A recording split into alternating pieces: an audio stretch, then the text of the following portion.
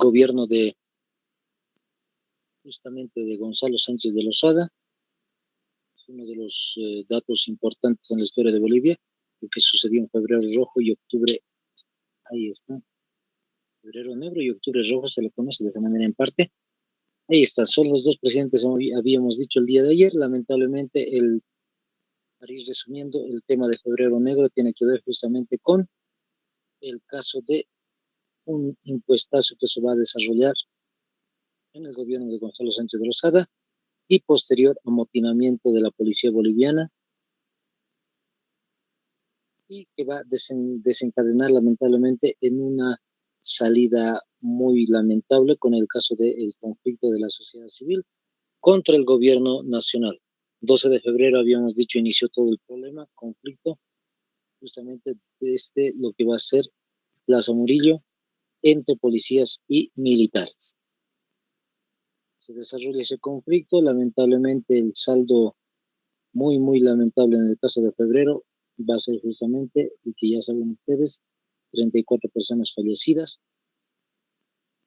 alrededor de 200 personas, perdón, 34 fallecidas, sí, les decía, y alrededor de 200 personas heridas también. Ha dado lugar entre esos 2 días, el 12 y el 13 de febrero del año 2003. Estamos hablando ahora sí el tema, la guerra del gas, y de la misma manera en el caso de la guerra del gas, el detalle va a ser importante recordarlo un poquito. Todo comenzó el 20 de septiembre e interesantemente el día de hoy estamos 20 de septiembre. Para recordar, todo comenzó en Sorata, habíamos dicho. Posteriormente el problema va a presentarse hasta Huarizata, Achacache, la ciudad de El Alto, la ciudad de La Paz y algunas regiones de Bolivia. Entonces el problema sucedido ahí en lo que va a ser en el altiplano boliviano tiene sus repercusiones. Ahí estábamos viendo el día de ayer justamente este detalle, un poquito de la cronología de lo que va a ser septiembre.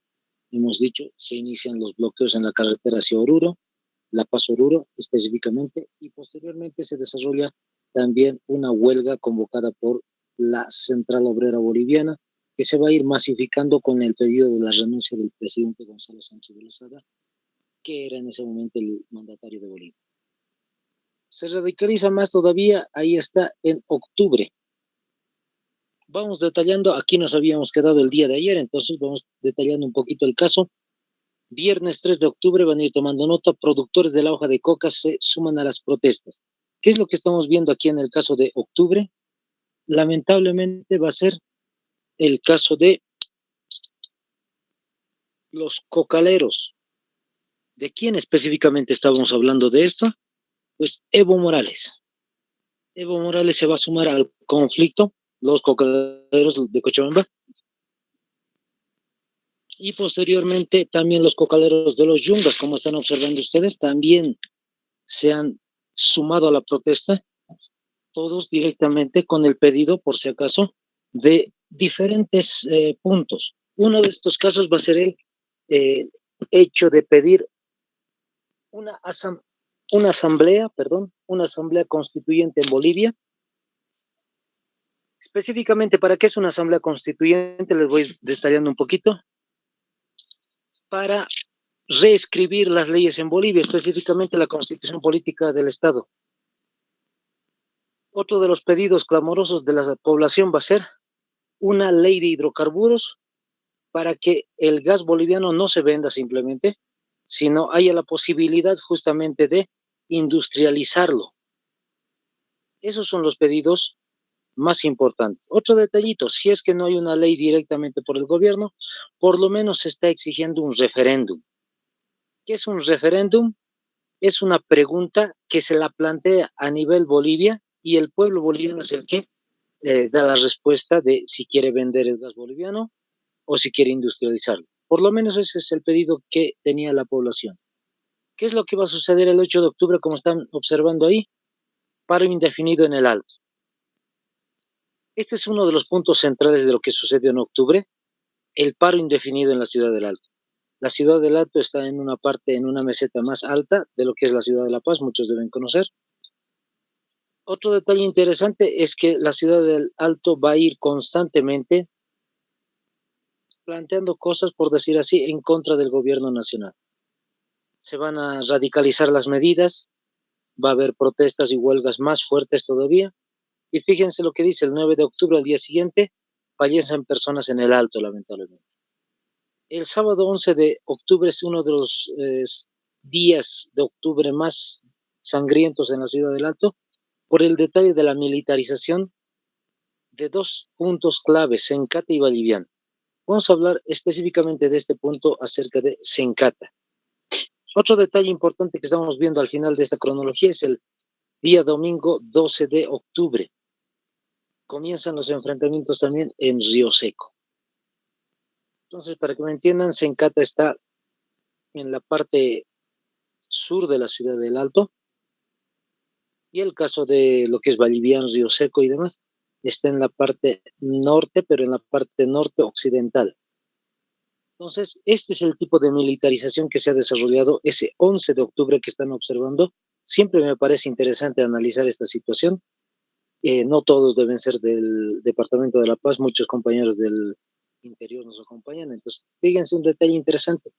Esa es una de las avenidas principales de la ciudad del Alto. Me parece muy curioso el modo como es que las Fuerzas Armadas y la policía tratan de disuadir a la población con tanque, con sus rifles Mossberg para desarrollar la gasificación y demás. Lo interesante está el tanque. Siempre les voy comentando a modo de broma aquí a los compañeros en la ciudad del Alto y de La Paz. Como son alteños, es como si fuera un ejército. Por eso es que aparentemente las Fuerzas Armadas y la Policía Boliviana utilizan ese tipo de movilidades, vamos a decir así, para disuasión en contra de la ciudad del Alto. Cada vez que el Alto se moviliza, complicado para los gobiernos. Ahí está. Otro detalle interesante. Justamente lo que sucedió ese sábado 11 va a ser tratar de sacar el combustible de la planta de Sencata, como están viendo. Interesantemente, ¿qué es lo que había sucedido en ese tiempo? La ciudad de La Paz había quedado desprovista de gasolina, los vehículos no tenían gasolina, los servicios no tenían gasolina, diésel. Y otro detalle, las amas de casa tampoco tenían el, la garrafa, la tan conocida garrafa. Y a partir de ese momento es que el gobierno nacional va a tratar de sacar todo este combustible desde la ciudad del Alto hacia la ciudad de La Paz. La Paz, por si acaso, no tiene su propio distribuidor de líquidos o de combustibles y por ese motivo es que van a tener que subir a la parte superior, el alto, para poder bajar a la ciudad de La Paz, que está en una especie de vallecito, y ahí es que van a llevar todo el combustible. ¿Cómo es que lo va a desarrollar? De esa manera, van a ir sacando constantemente ahí los cisternas resguardados, como han visto hace momentos atrás, con los policías y los militares. El problema de todo esto va a surgir lamentablemente en el camino. Lamentablemente se van a ir haciendo todo tipo de estrategias para hacer que los vecinos de la ciudad del Alto simplemente no puedan parar el convoy, sino directamente pasar desde el Alto por rutas alternas hasta la ciudad de La Paz. Fíjense, este es parte de lo que es la autopista, no sé si conocen todos, como siempre les indico, ahí en la autopista es un lugar de unión, por decir así, entre la ciudad del Alto y de La Paz, y lamentablemente esto es lo que se ha vivido. En la parte superior donde están viendo las casitas, en la parte más hacia arriba, hacia donde están los árboles, por decir así, estaban personas tratando, intentando de alguna manera en molestar a las cisternas para que no saquen el combustible y se lo lleven a la ciudad de La Paz. Estamos viviendo un momento de protestas, huelgas, no se olviden, entonces ese es el cometido de la población en ese momento. No tratar de obedecer o hacer imposible todo tipo de cosas que vayan en contra de las manifestaciones y protestas. Lamentablemente los militares y los policías van a responder de esa manera, como están viendo, específicamente el área militar es que va a empezar a disparar a las personas como si fuera tiempo de guerra y como si los salteños y los paseños fueran en algún momento sus enemigos. Ahí está. Entonces, es la manera como es que se ha desarrollado en camino hacia la autopista. Y esto no solamente se va a dar como consecuencia lamentable, como están observando ustedes, el caso de los asesinatos o de los fallecidos en el área de Sencata. No solamente va a ser al momento de tratar de sacar las cisternas de la ciudad de El Alto hacia la ciudad de La Paz. Estas imágenes que vamos viendo, en realidad también pertenecen a lo que va a ser Río Seco, Valliviano. Como les decía, está en la parte norte occidental de la ciudad de El Alto. Lamentablemente muchos fallecidos. En la parte norte occidental de la ciudad del Alto está ubicado, por si acaso, un cuartel de la Fuerza Aérea, punto central de la Fuerza Aérea. Entonces, por ese motivo es que lamentablemente los vecinos que están protestando y haciendo huelgas van a ser correteados por militares y los van a disparar y como están observando, literalmente van a fallecer muchas personas. Esta fotografía también es importante recordarla, que también sucede en la ciudad del Alto, en el área de Sencata también es esto. Un niño simplemente estaba observando por esa terraza como están observando ustedes y lamentablemente una bala perdida de los militares llega directamente a la boca del niño y fallece al instante. Ese es el tipo de cosas que ha sucedido en el sábado y el domingo, días 11 y 12 de octubre del año 2003.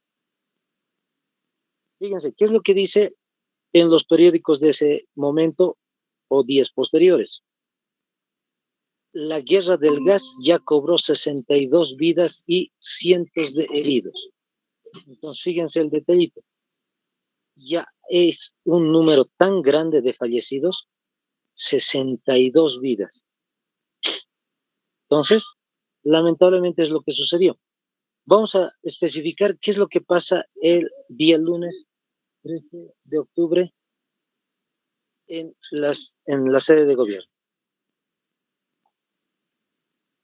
Ahí está. El vicepresidente, como están observando, dice, Carlos Mesa decide alejarse del gobierno. ¿Qué es lo que va a suceder acá? El vicepresidente en ese momento simplemente intenta tratar de resolver el problema de forma pacífica y al final simplemente se va a aislar del gobierno nacional. Gonzalo Sánchez de Lozada va a seguir en el gobierno y lamentablemente Carlos Mesa se hace a un lado. Un problema o un dato muy interesante, Carlos Mesa está aparentemente en contra de lo que va a ser el de modo como es que Gonzalo Sánchez de Lozada quiere resolver el problema, como se dice, con militares y policías, pero interesantemente no renuncia, simplemente se aleja. ¿Qué significa? Que simplemente no va a la oficina a trabajar y nada más. Va a seguir todos los hechos desde casa, seguramente muy bien informado, pero simplemente hace eso. El día lunes, más protestas todavía en la ciudad de La Paz. En la ciudad de La Paz, esta es una de las zonas en la actualidad que tiene un poquito más de organización, podemos decir, son zonas un poquito más altas. En ese tiempo, altas me refiero económicamente, en ese tiempo eran todavía zonas muy rurales, Chasquipampa, Bejuyo, Paña y demás, y ellos también se han ido movilizando en contra de lo que va a ser el caso de las muertes en el Alto. El martes 14, fíjense, ¿qué es lo que dice? Ustedes mismos leanlo. La OEA, otra vez la Organización de Estados Americanos, va a ir apoyando a Gonzalo Sánchez de Lozada. No se olviden, no pierdan de vista lo que es la OEA. El día de ayer habíamos dicho, la OEA estaba culpando a los policías por todo lo sucedido en febrero. En el caso de octubre, la OEA está apoyando a Gonzalo Sánchez de Lozada en contra de lo que la población diga y directamente es un visto bueno a nivel internacional por parte de esta Organización de Estados Americanos. El día miércoles 15 de octubre, fíjense, Gonzalo Sánchez de Lozada, Manfred Reyes Villa, que es alcalde de Cochabamba en la actualidad, y Jaime Paz Zamora aceptan demanda de referéndum, fíjense, están aceptando el 15 de octubre el gobierno lo que la población ha pedido: referéndum, asamblea constituyente y ley de hidrocarburos. Lo están aceptando. 15 de octubre. ¿Cuántas personas ya han fallecido? Hemos dicho 62 a ese momento. La ciudad del Alto y muchos otros en la ciudad de La Paz, posiblemente ahí van a decir: no queremos más que se realicen los pedidos de referéndum, asamblea ni ley de hidrocarburos. A esas alturas de tantos fallecidos, simplemente la ciudad del Alto y otros dirigentes van a pedir la renuncia del presidente Gonzalo Sánchez Lozada. Ya no quieren ninguno de los pedidos que al inicio estaba y ahora simplemente quieren renuncia. Otro detalle interesante del caso del 16 de octubre, pueden observar: Gonzalo Sánchez de Lozada afirma que no va a renunciar, con su acento típico, videos documentales, y el caso dice simplemente que Gonzalo Sánchez de Lozada está en contra de eh, Felipe Quispe el Malco, en contra de Evo Morales, que ellos intentan tumbar al gobierno nacional y demás, y al final simplemente va a decir: no voy a renunciar a la presidencia. De esa manera es que sucedió los hechos el 16 de octubre. Curiosamente, ahí dice: no va a renunciar. Fíjense un detalle curioso que es lo que sucede en este caso. En el periódico La Patria se puede observar esto: Sánchez de Lozada se niega a renunciar y extiende militarización con más muertes. Entonces, ha habido lamentablemente más muertos en el caso de la ciudad del Alto y la ciudad de La Paz también. Vamos a detallar ahora otro punto importante: el caso de lo que Gonzalo Sánchez de Lozada dice a nivel internacional. Si le suena muy parecido a lo que Yanina Áñez dijo en su momento, es un discurso que es muy curioso. Fíjense, el gobierno hace declaraciones a la prensa internacional, específicamente CNN. Siempre va a ser las declaraciones, eso es interesante, hay que analizarlo siempre, les digo. CNN, ¿qué dice? Alegando de que en Bolivia existen, ¿qué dice?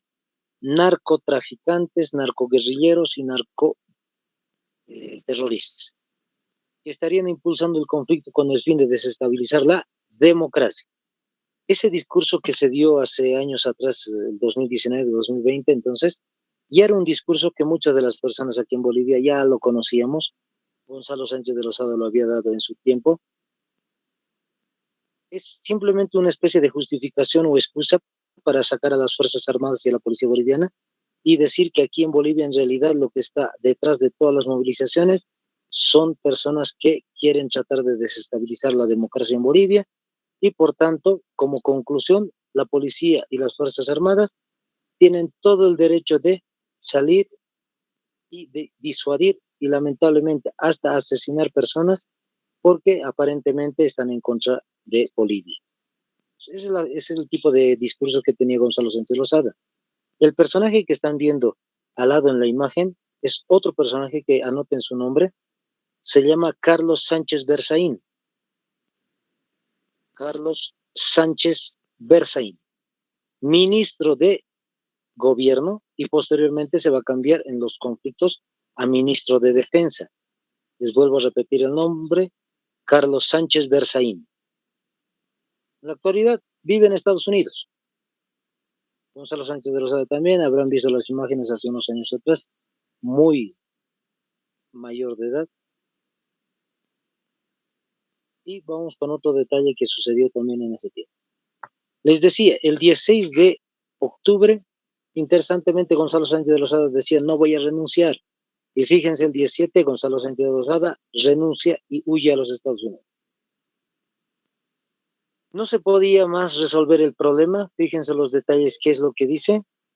Interesantemente, un primer punto va a ser el caso de Manfred Reyes Villa, que era aliado político de Gonzalo Sánchez de Lozada. Deja la coalición de gobierno y todos sus ministros. Entonces, a partir de ese momento, Manfred Reyes Villa simplemente se aleja de Gonzalo Sánchez de Lozada y hace que Gonzalo Sánchez de Lozada se quede solo. Jaime Paz Zamora, que es otro de los aliados de Gonzalo Sánchez de Lozada, también va a hacer lo mismo. Se va a retirar simplemente del gobierno y se quedó completamente solo Gonzalo Sánchez de Lozada. Fíjense, en horas de la tarde se conoce que Gonzalo Sánchez de Lozada sale de la residencia presidencial para abandonar el país en un helicóptero. Vamos a especificar un poquito este detalle. En realidad, ¿qué es lo que pasó? Estaba en la residencia presidencial, una zona, se llama aquí en la ciudad de La Paz, San Jorge. Estaba ahí en la residencia presidencial y posteriormente lo que hace Gonzalo Sánchez de Lozada es escapar, huir en un automóvil con su familia hacia lo que va a ser el cuartel, perdón, el colegio militar, que está en una zona llamada Irpavi. Llegan hasta ese punto en un automóvil de la policía boliviana de uso oficial y posteriormente toman un helicóptero desde el colegio militar hacia lo que va a ser la ciudad del Alto. ¿Por qué a la ciudad del Alto? Está ubicada aquí el aeropuerto. Entonces, llegan hasta el aeropuerto del Alto, bien resguardado, pues, por supuesto, toman el helicóptero, llegan, perdón, toman una avioneta y llegan hasta el aeropuerto de Santa Cruz, Viru Viru. Una vez que llega allá, va a estar en la tarde hasta noche, Gonzalo Sánchez Lozada va a hacer que se escriba el documento de renuncia, deja el documento de renuncia para que uno de sus asesores lo pueda leer en el Congreso Nacional, y mientras tanto Gonzalo Sánchez de Lozada va a irse en un avión rumbo a Miami. Entonces, eso es lo que había sucedido el 17 de octubre del año 2003. Deja de ser presidente entonces Gonzalo Sánchez de Lozada.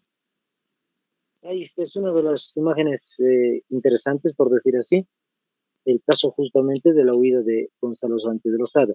Esta parte es el colegio militar, justamente, la parte que están viendo con pocos árboles, y es la manera como se van a tomar el helicóptero para subir a la ciudad del Alto y posteriormente, como les decía, a Santa Cruz. El mismo canal que fue en algún momento de Carlos Mesa, TAT, lo había dado también información sobre el detalle acerca de lo que fue la huida de Gonzalo Sánchez de Lozada. ¿Cuántas personas van a fallecer en el caso de la guerra del gas? 67 personas. Anótense entonces, son 67 personas las que fallecen lamentablemente. Listo, de esta manera hemos terminado, compañeros, este tema que es muy importante en el caso de, les decía, de la historia de Bolivia. Listo, vamos ahora a otro tema importante, vamos cambiando de tema, un tema que les es muy importante, que es actual en realidad. Tenemos media hora para ir desarrollando, a modo de pequeño paréntesis. Este es el tema que nos atinge el día de hoy, el Estado plurinacional. Vamos a ir dando algunos detalles como antecedentes, contexto histórico y qué es lo que se ha vivido en lo que va a ser el Estado plurinacional.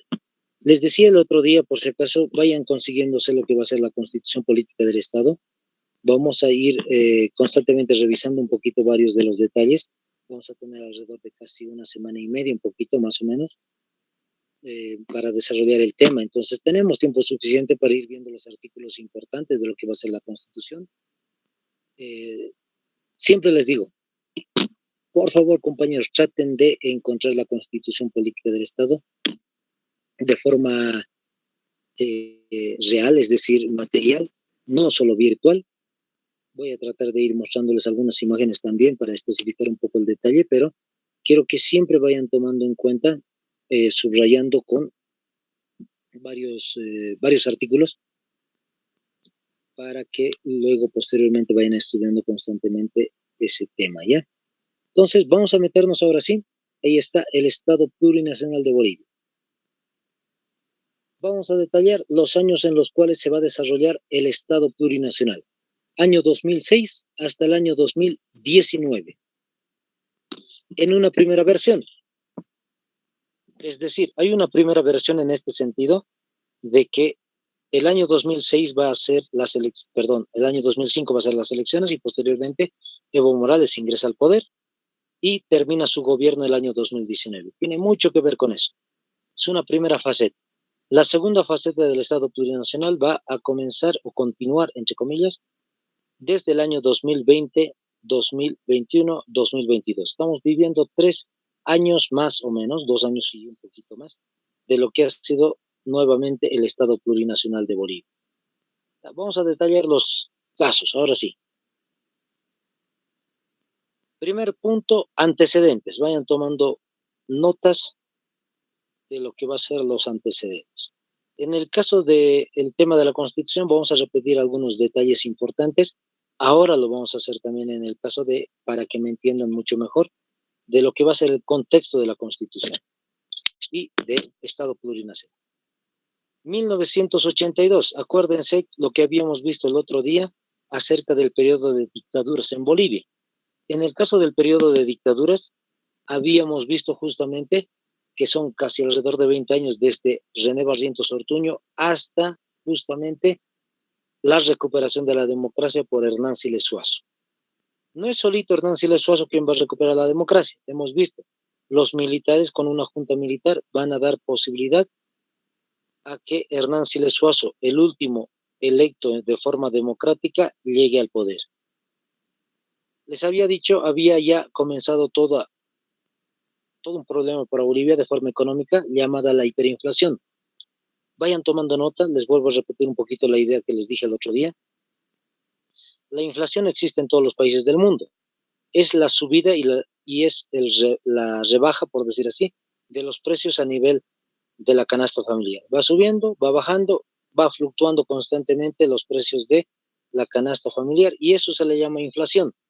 Pero en el caso de Bolivia lo que estaba pasando era la hiperinflación. Les decía, es la subida de precios constantes y no hay momento en el cual va a ir rebajando los precios. Hernán Siles Suazo había dicho en su primer discurso en la Plaza San Francisco, aquí en la ciudad de La Paz, que iba a resolver el problema de la hiperinflación en 3 meses rápidamente, 90 días. Posteriormente, el MIR, que va a ser, bueno, un partido político que lo va a apoyar a Hernán Siles Suazo, va a hacer medidas contraproducentes, es decir, un muy mal manejo de la economía, lamentablemente, y al final hace que la hiperinflación se agudice más. Va a haber, como se cuenta un poquito, cero de reservas económicas en Bolivia, es decir, no tiene dinero el Banco Central de Bolivia.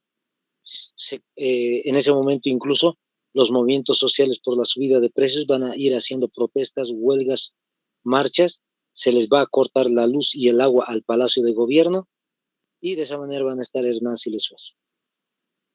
Entonces, al final de cuentas, Hernán Siles Suazo no puede resolver el problema de la hiperinflación. ¿Y qué es lo que va a hacer?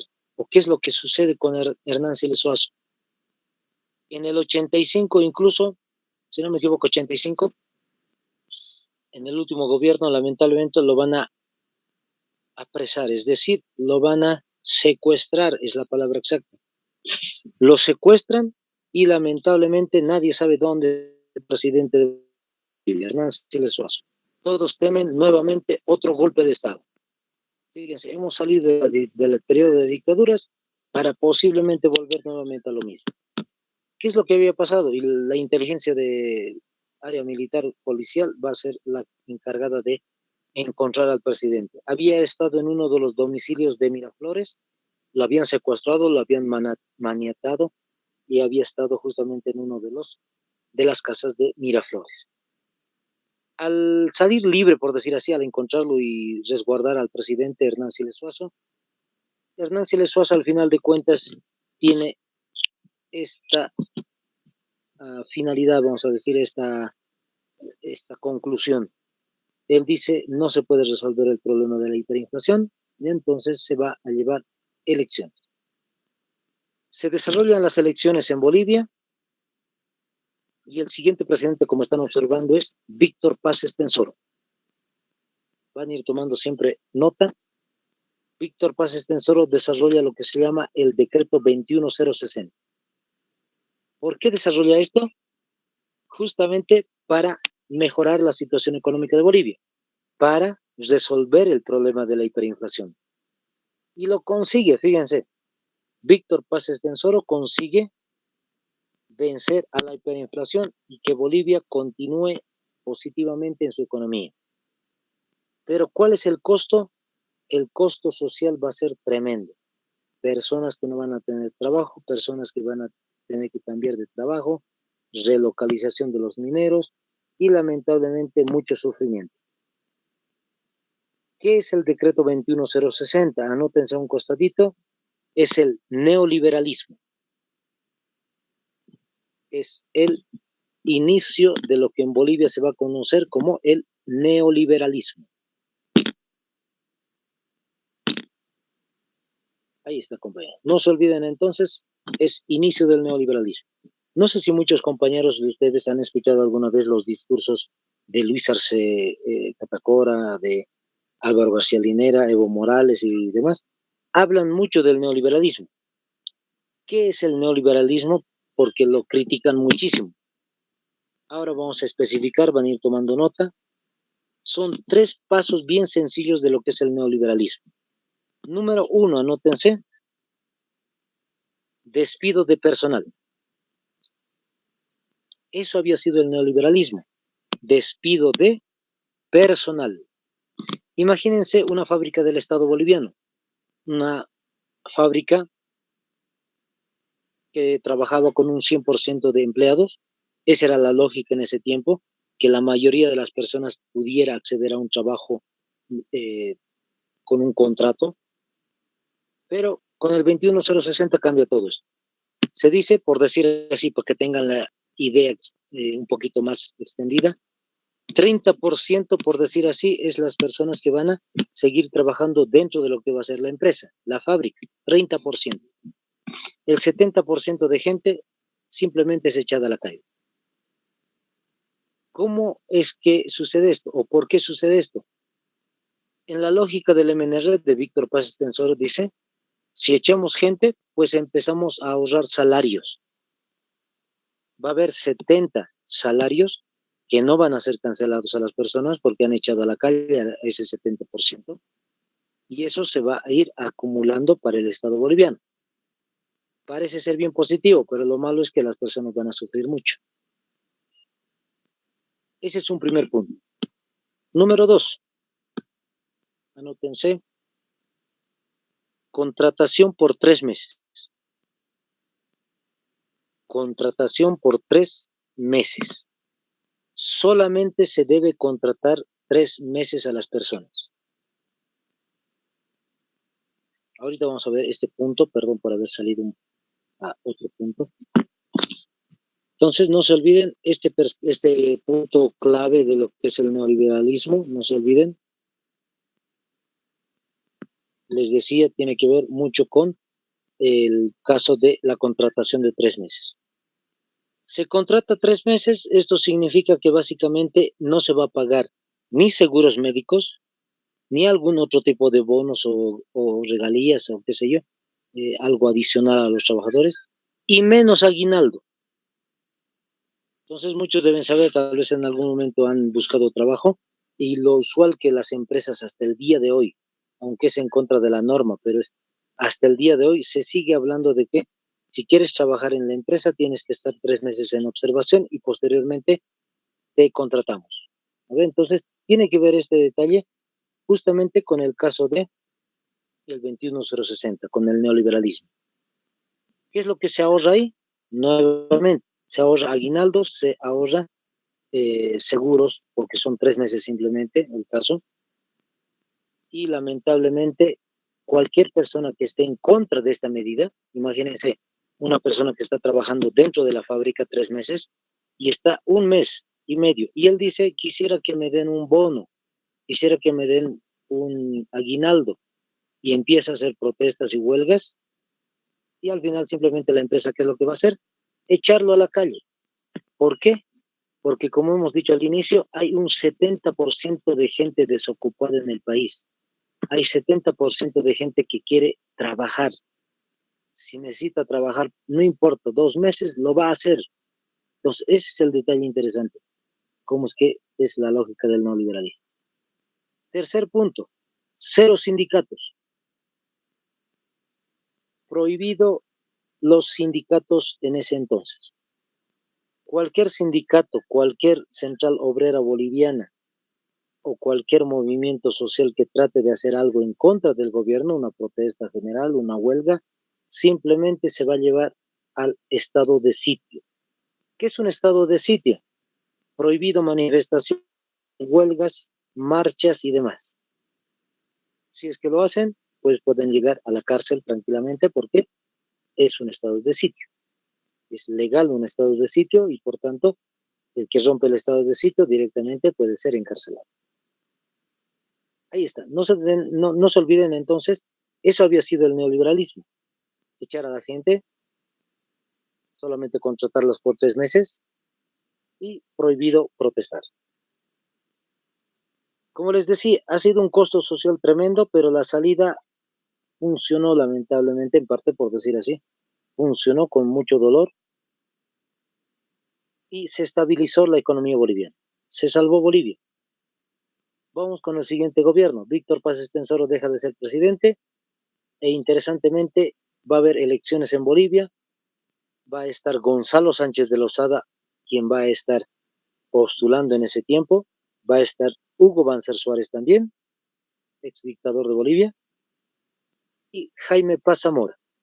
Son tres los candidatos de distintos tipos de partidos políticos e interesantemente lo que sucede es que ninguno de los tres candidatos gana con el 51%. Ninguno. ¿Quién queda en primer lugar? Va a ser Gonzalo Sánchez de Lozada. Él queda en primer lugar.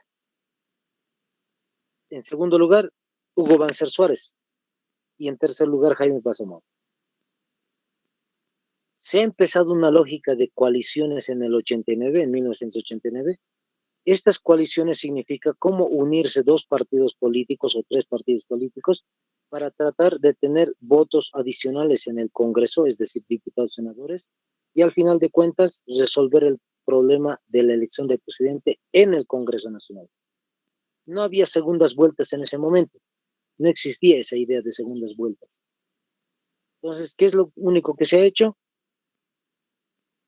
Simplemente se unió Jaime Paz Zamora con Banzer y al final de cuentas el partido de Banzer va a posibilitar que Jaime Paz Zamora sea presidente de Bolivia.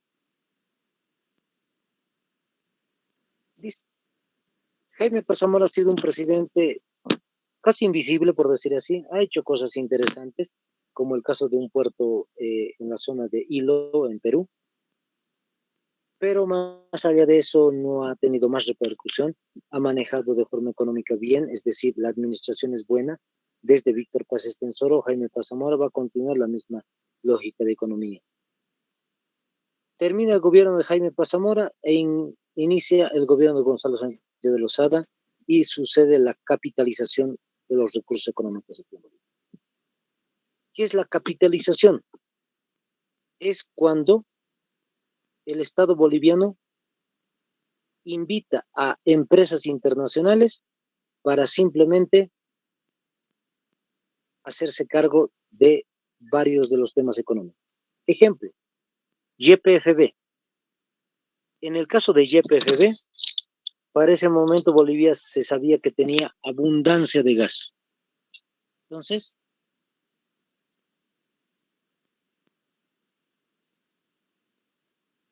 a partir de ese momento, ¿qué es lo que sucede? Las empresas internacionales se van a hacer cargo de lo que va a ser el gas boliviano. Tienen que ingresar acá, firmar un contrato con el gobierno boliviano y lo más curioso es esto. Capitalización significa capital, significa dinero. Entonces, las empresas extranjeras invierten plata, invierten capital aquí en Bolivia para sacar el gas boliviano. Y en compensación, ¿qué es lo que hace Bolivia? Le entrega la mayor parte de ganancias a las empresas. No se van a olvidar de anotar.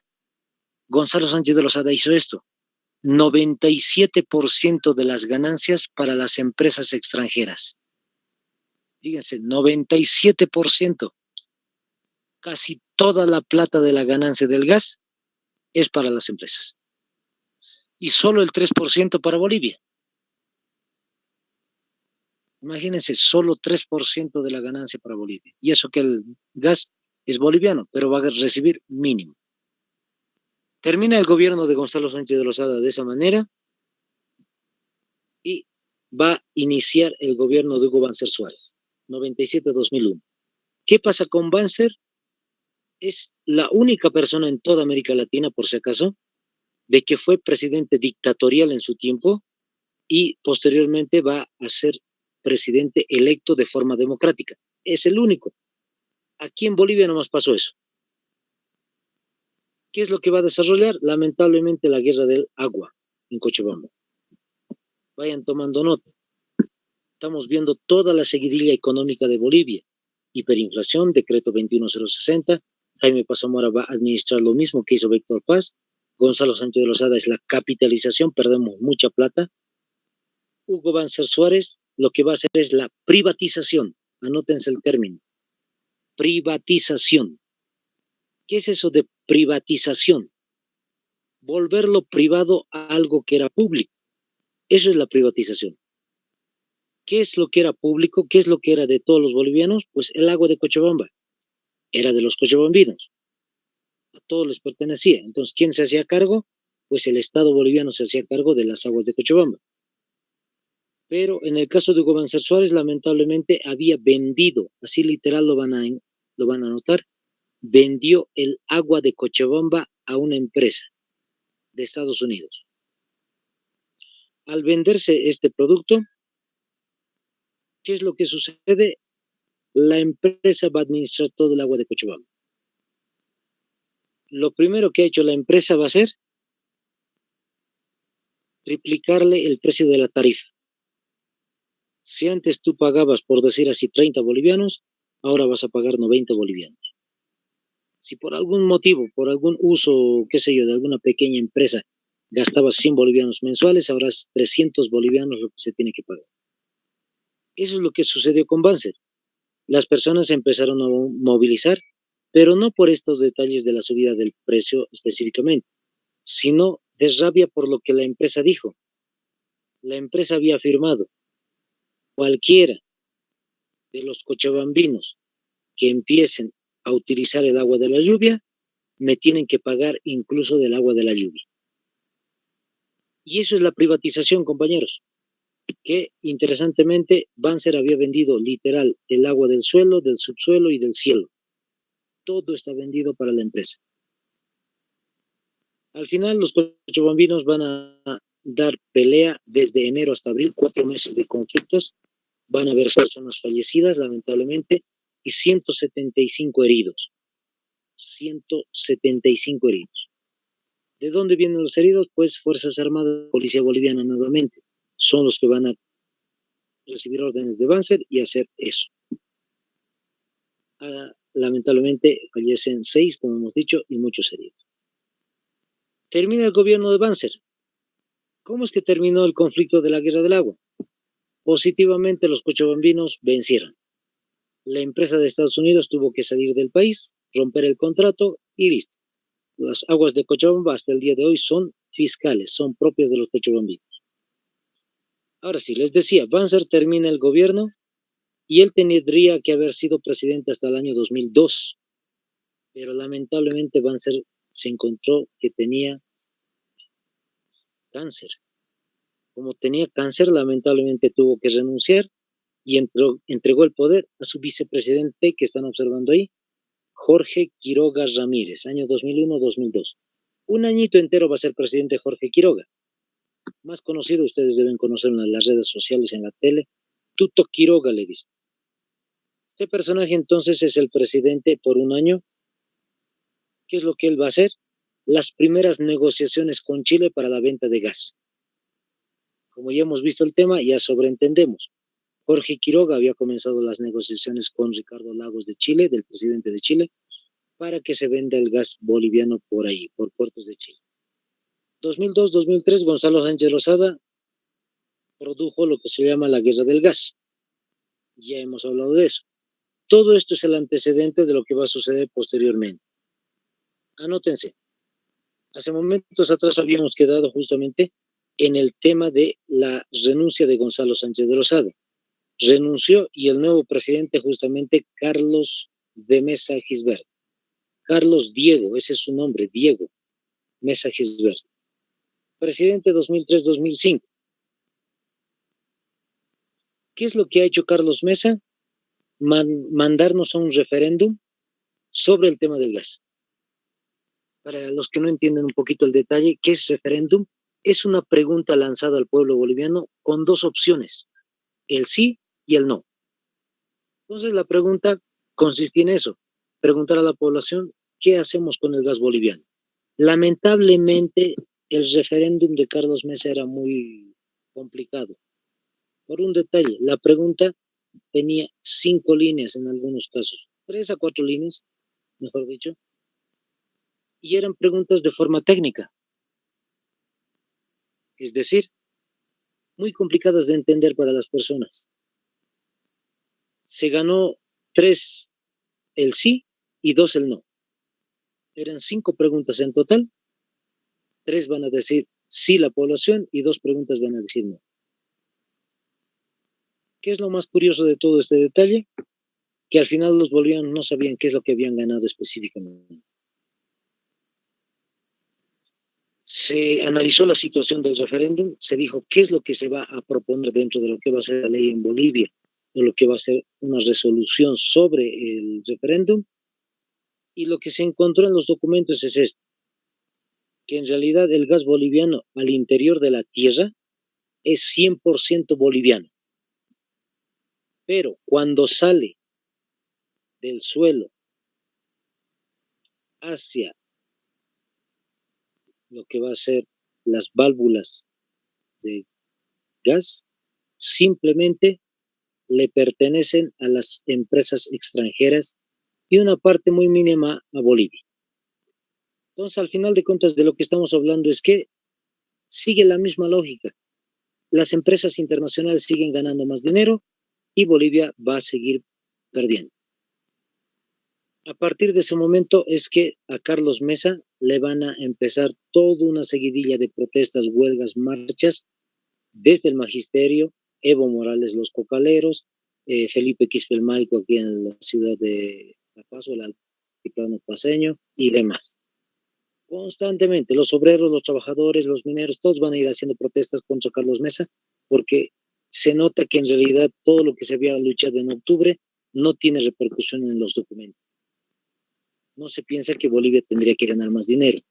Lo que le van a exigir a Carlos Mesa es nacionalización de los hidrocarburos. Y hemos visto que es nacionalización de las minas.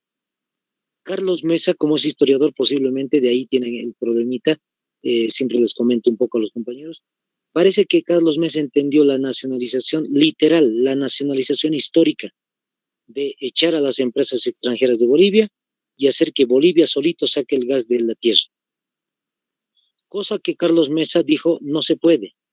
Si hacemos eso, si echamos a las empresas extranjeras, Bolivia no tiene dinero suficiente para poder sacar el gas que está en la tierra. Entonces es bien lógico, por eso Carlos Mesa dijo, no se puede la nacionalización de los hidrocarburos. Listo. Empezaron más las protestas, renunció una vez Carlos Mesa, la población del Alto y de La Paz lo han apoyado en ese tiempo muchísimo, renunció una segunda vez, igual lo han apoyado, y la tercera vez renunció completamente. El otro detalle interesante, una vez que renuncia Carlos Mesa, ingresa Eduardo Rodríguez Belcé como presidente del año 2005-2006, y a partir de él, lo único que se va a desarrollar es un llamado a elecciones para posibilitar lo que va a ser el caso de el ingreso de Evo Morales al poder. Fíjense qué es lo interesante. Dice ahí elecciones de presidente y elecciones de prefectos. Los gobernadores también en cada departamento van a ser elegidos. Como ya saben muchos, históricamente Evo Morales ganó con el 54%. ¿Por qué históricamente? Porque apenas son 4 presidentes en toda la historia de Bolivia que han posibilitado la presidencia directamente. Hernán Siles Suazo en su momento hemos dicho, con Lidia Gayler, en las elecciones de Lidia Gayler, ganó con mayoría absoluta, con 51%, por decir así, ganó las elecciones. Víctor Paz también hizo lo mismo. En el caso de de Evo Morales es el tercer personaje y el cuarto es el actual presidente de Bolivia, Luis Arce. Por si acaso, ahí está el detalle. Si es que les preguntan en el examen, ¿no? ¿Quiénes son los presidentes o cuántos presidentes han sido elegidos de forma directa? Solamente son 4 en la historia de Bolivia. Ahí está. Entonces, Evo Morales, presidente de Bolivia. Sáquenle una captura, ahí está el detallito importante, subtítulo Desarrollo del Estado Plurinacional, 22 de enero del 2006 va a ser posesionado como presidente, por eso es que se recuerda cada 22 de enero el Día del Estado Plurinacional, porque como se dice siempre es el primer presidente indígena del Estado Plurinacional, entonces se recuerda la unión de trabajadores, obreros, mineros y campesinos indígenas, ese 22 de enero al ser posesionado este personaje. 11 de noviembre del 2019 se desarrolló lo que va a ser la salida de Evo Morales, muy conflictiva, como ustedes deben recordar. Ahí están los datos de Evo Morales. Nada raro que les puedan preguntar algo, siempre les digo. Nombre completo, Juan Evo Morales Saima, fecha de nacimiento, en Oruro, en Orinoca, y ahí está el dato del 26 de octubre del 59.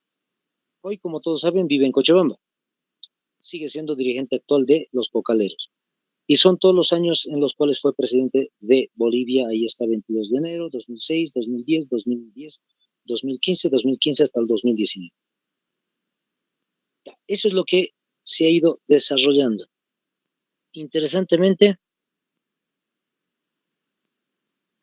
es el punto en el cual vamos a ir desarrollando qué es lo que hizo Evo Morales. Solo les adelanto un detallito.